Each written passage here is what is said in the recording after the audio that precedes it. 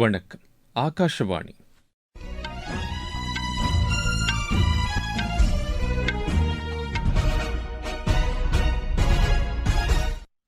செய்திகள் வாசிப்பவர் கோபாலகிருஷ்ணன். தலைப்புச் செய்திகள்.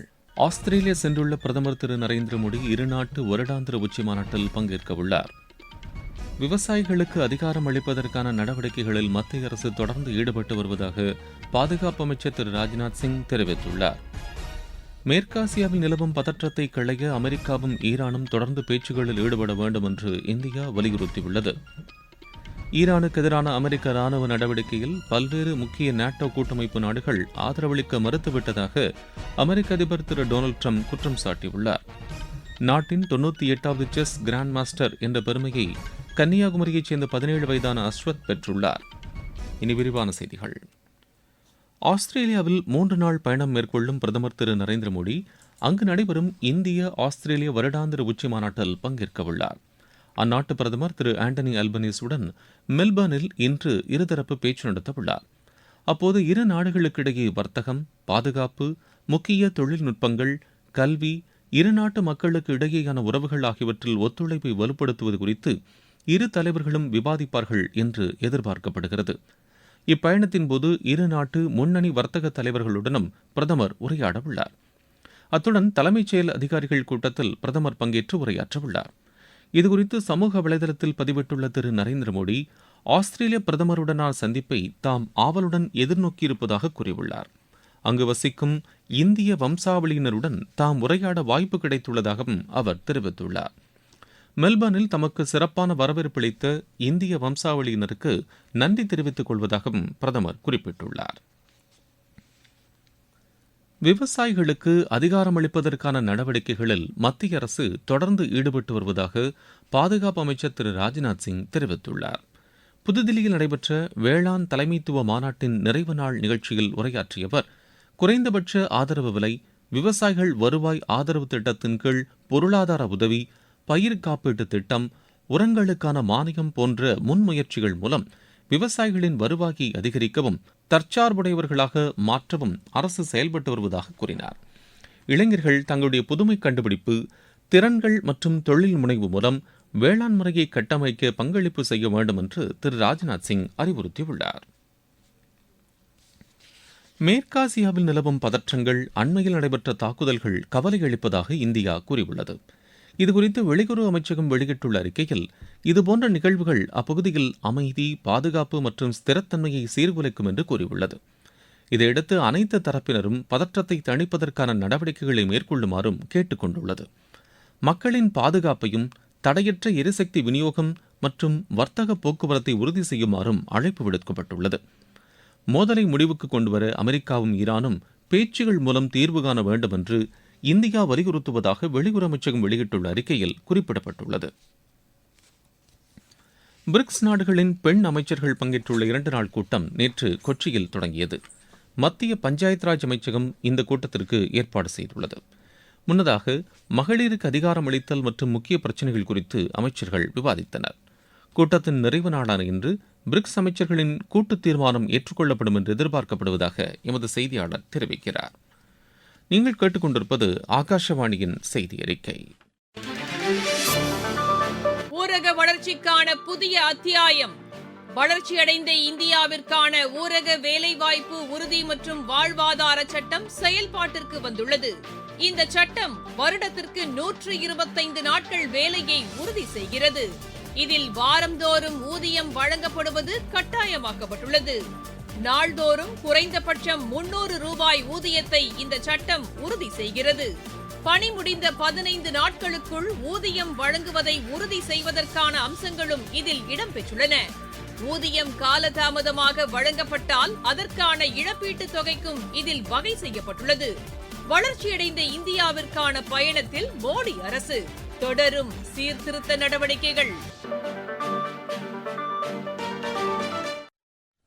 உத்தரப்பிரதேசத்தில் ஆசிரியர்கள் மற்றும் பணியாளர்களுக்கு கட்டணமில்லா சுகாதார திட்டத்தை அம்மாநில அரசு தொடங்கியுள்ளது.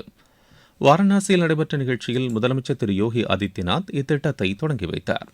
இதன் மூலம் 15 லட்சத்திற்கும் மேற்பட்ட ஆசிரியர்களுக்கு 5 லட்சம் ரூபாய் வரையிலான மருத்துவ காப்பீடு கிடைக்கும் என்று எமது செய்தியாளர் தெரிவிக்கிறார். ஆசிரியர்கள் மற்றும் அவரது குடும்பத்தினருக்கு சமூக பாதுகாப்புக்காக பாரத் ஸ்டேட் வங்கியுடன் உத்தரப்பிரதேச அரசு புரிந்துணர்வு ஒப்பந்தத்தில் கையெழுத்திட்டுள்ளதாக அவர் மேலும் கூறுகிறார். ஈரானுக்கு எதிரான அமெரிக்க ராணுவ நடவடிக்கையில் பல்வேறு முக்கிய நேட்டோ கூட்டமைப்பு நாடுகள் ஆதரவளிக்க மறுத்துவிட்டதாக அமெரிக்க அதிபர் திரு டொனால்டு ட்ரம்ப் குற்றம் சாட்டியுள்ளார். துருக்கி தலைநகர் அங்காராவில் செய்தியாளர்களிடம் பேசிய அவர், ஐரோப்பாவிற்கு பல ஆண்டுகளாக அமெரிக்கா பாதுகாப்பு உத்தரவாதங்களை அளித்திருந்த நிலையிலும் நேட்டோ நாடுகளின் செயல் தம்மை ஏமாற்றமடைய செய்ததாக தெரிவித்தார். ஜெர்மனி, பிரான்ஸ், இங்கிலாந்து, இத்தாலி உள்ளிட்ட பல்வேறு ஐரோப்பிய நாடுகளின் தலைவர்களுடன் தாம் பேசிய நிலையில் நேட்டோவின் சில நாடுகள் மட்டுமே அமெரிக்காவுக்கு ஆதரவளித்ததாக திரு ட்ரம்ப் குறிப்பிட்டார். கேரளாவில் மலப்புரம், கோழிக்கோடு, வயநாடு, கண்ணூர், காசர்கோடு ஆகிய மாவட்டங்களில் இன்று கனமழை பெய்யக்கூடும் என்று வானிலை ஆய்வு மையம் தெரிவித்துள்ளது. கடலோரப் பகுதிகளில் மீன்பிடிப்பதற்கு தடை விதிக்கப்பட்டுள்ளது. கேரளத்தில் நாளை முதல் மழை பொழிவு குறையக்கூடும் என்று எதிர்பார்க்கப்படுவதாக அந்த மையம் கூறியுள்ளது. உத்தராகண்ட் மாநிலத்தில் டேராடூன், ஹரித்வார், உத்தம் சிங் நகர், நைனிடால், சம்பாவத் ஆகிய மாவட்டங்களில் அடுத்த 36 மணி நேரத்திற்கு கனமழை பெய்யக்கூடும் என்று வானிலை ஆய்வு மையம் தெரிவித்துள்ளது. டேராடூன் மற்றும் பல்வேறு பகுதிகளில் நேற்றிரவு தொடர்ந்து கனமழை பெய்ததாக தகவல்கள் தெரிவிக்கின்றன. மழை காரணமாக அங்கு அனைத்து பள்ளிகளுக்கும் இன்று விடுமுறை அறிவிக்கப்பட்டுள்ளது. மிசோரமில் கடந்த 2 நாட்கள் பெய்த மழையின் காரணமாக மாநிலத்தின் பல்வேறு பகுதிகளில் போக்குவரத்து பாதிக்கப்பட்டுள்ளது.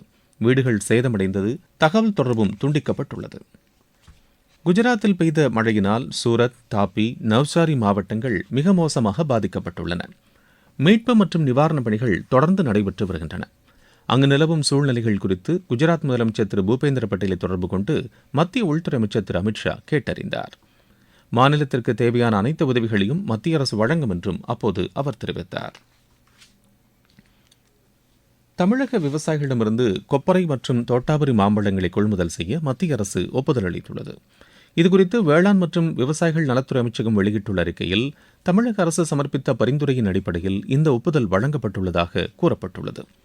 இதையடுத்து தமிழகத்தில் 87,000 மெட்ரிக் டன்னுக்கும் மேற்பட்ட கொப்பரை கொள்முதல் செய்யப்படும். அத்துடன் 96,000 மெட்ரிக் டன்னுக்கும் அதிகமான தோட்டாபுரி மாம்பழங்களை கொள்முதல் செய்வதற்கும் ஒப்புதல் அளிக்கப்பட்டுள்ளது. நாட்டின் 98வது செஸ் கிராண்ட் மாஸ்டர் என்ற பெருமையை தமிழகத்தின் கன்னியாகுமரியைச் சேர்ந்த 17 வயதான அஸ்வத் பெற்றுள்ளார். புனே சர்வதேச கிராண்ட் மாஸ்டர் ரவுண்ட் ராபின் போட்டியின் இறுதிச் சுற்றில் அமெரிக்காவின் கண்ணன் வைத்தியநாதனை தோற்கடித்து கிராண்ட் மாஸ்டர் தகுதிக்கான புள்ளிகளை அஸ்வத் பெற்றார்.